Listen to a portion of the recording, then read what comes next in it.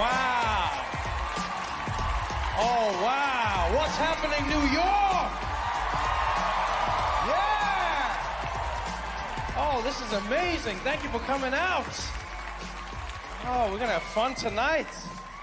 Welcome to it, people. This is us. Can I tell you for a second, this has been my dream since I started stand-up comedy, doing a special in New York City. This is it. This is it. New York, New York! Yeah, New York! I'm walking over here!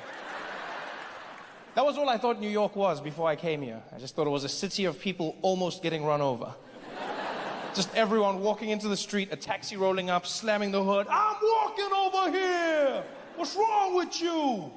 You want some coffee? I didn't even know what that meant. All I knew was one day I was going to go to New York City, and I too was going to almost get run over by a car. I had a dream and I set out. And you know what? It's a lot harder than it seems. You know, in the movies, they make it look simple. They make it look like you run out, the car almost hits you, you do that thing, ah! You slam the hood and then move on. But it's not that easy. It's all about timing. It's all about timing. It's all about being precise. You have to get out there at the exact same time that the taxi is there so that it stops so that you can hit the hood. Right? If you don't have the guts and you come out too late, the car's gone. It's a waste of everyone's time. You just look like a mad person now. You're just like, hey! I'm walking over here. If you come out at the exact time as the car, then you just get run over. That's just pointless. You know, it's like, ah! Hey, he was walking over here. What's wrong with you? The worst though is when you come out too early, because that's just awkward for everyone involved. Because you come out and then the car stops, but you can't reach the hood. It's just like, hey! Come here. No, come closer, please. I want to tell you a secret. Come here. No, I'm from Africa. I have a dream. Please come closer. I just want you. I'm walking over here. I love this city. Are you kidding me? New York! My dream was to come out here. As soon as I got here, I was like, this is it. There is an energy in this city that exists nowhere in the world. New York, New York! I love it, everything about it. You know what fascinates me about New York? Is how much people trust the traffic lights.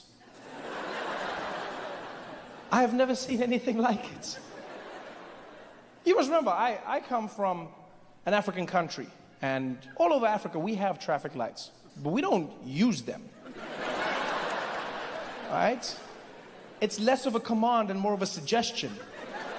It's not stop, it's stop. It's almost like, you know, it's almost like an African traveled the world, saw that other people had traffic lights, and then just brought them back, but didn't know what they were for. Like the guy was just like, guys, we need to get traffic lights, huh? And people were like, what for? It's for the intersection. It adds atmosphere. But no one actually knew what it was about. We don't care about the lights, and we don't trust the lights. But in New York, I've never seen it. People trust that light with their lives. I was walking through the streets one day. I was walking next to this man. I'll never forget this, right? He's standing there on the sidewalk, and the light changes in our favor. And I look to the side, and there's this truck that is barreling down the road. And I'm looking at the truck, and as soon as the light changes, the guy next to me, he just steps out into the road. And so instinctively, I stuck my hand out to protect him. I was like, yo, dude, there's a truck. And he was like, it's okay, we've got the light.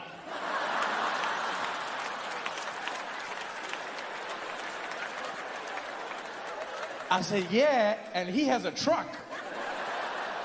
In a game of rock, paper, scissors, you lose. But he was so confident. He was like, it's okay, we got the light. Come on, let's go. And he walked out there. He didn't just walk out. He stared that truck driver down as he was crossing, just looking at him like, I've got the light. I've got the light. You know I've got the light. You know I've got that light. I was running behind him, all apologetic. I'm sorry, I'm sorry, I would have stopped. I'm sorry, I've never done this before. I'm so sorry.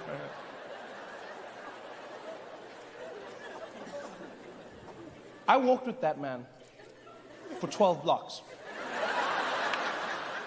And let me tell you, I have never been imbued with the confidence of another human being the way I was with him. I started that day thinking and pondering before stepping out.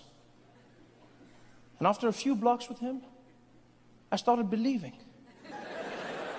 And after 8 blocks, it was the only way I knew how to live. I had my phone out. I was tweeting and texting.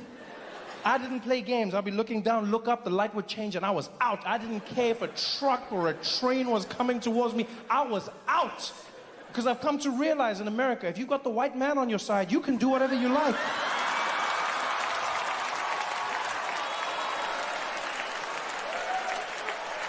You just roll.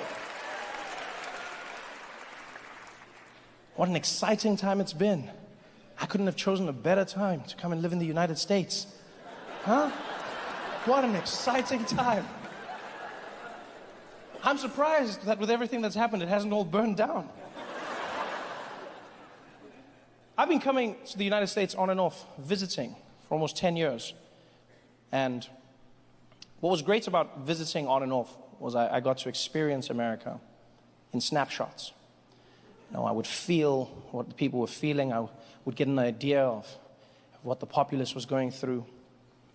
And I'll never forget how every time I came to America, one of the biggest things I noticed was how black Americans were having a tough time. I remember the first time I came out, I was staying on the West Coast, and I met a young African-American man in Compton. And we were hanging out at a comedy club, and this guy, he looked over at me and he's like, "Hey, yo, Trevor." He's like, you the dude from Africa, man?" I said, yeah, I'm one of them, yeah. He's like, "Yo, man, I can't front, B. It's an honor to meet you, man. It's an honor to meet you, man. Yo, man, I always wanted to meet a dude from Africa. You an OG, man. You an OG." I was like, thank you. He's like, "Yeah, man, you know how hard it is out here for a black man? Dude, I can't front, man. You can't get no jobs, man. The cops be on your ass all the time, man. Yo, I finna go to Africa myself, man. Yo, I'm gonna go to Africa with you, man. I'm going with you, B." And I was like, "Yeah, if you buy the ticket, we can roll. I mean, let's go." And I connected with him today. I felt something. Fast forward a few years later. I remember I met a beautiful black woman down south. I was doing shows in Birmingham, Alabama. And this woman came up to me after the show, and she connected with me instantly. She was like, "Trevor, baby, can I just tell you right now, I ain't never met a stranger I felt so connected to.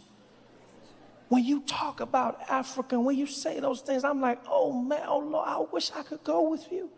Tell me all about the motherland, baby. I want to go to a place I can call my own. I want to go to a place where people don't look at me like I don't belong. Tell me all about Africa, baby. Tell me all about it."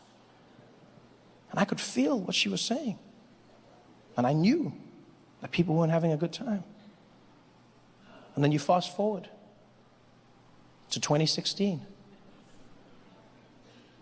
And I'll never forget that moment when Donald Trump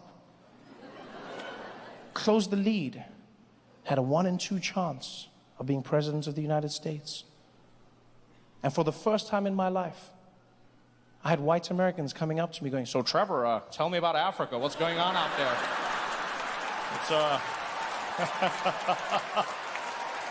sounds like a plan, am I right? What is it, motherland? Motherland? Yeah. I should come with you. Ali Boombaye, count me in, buddy.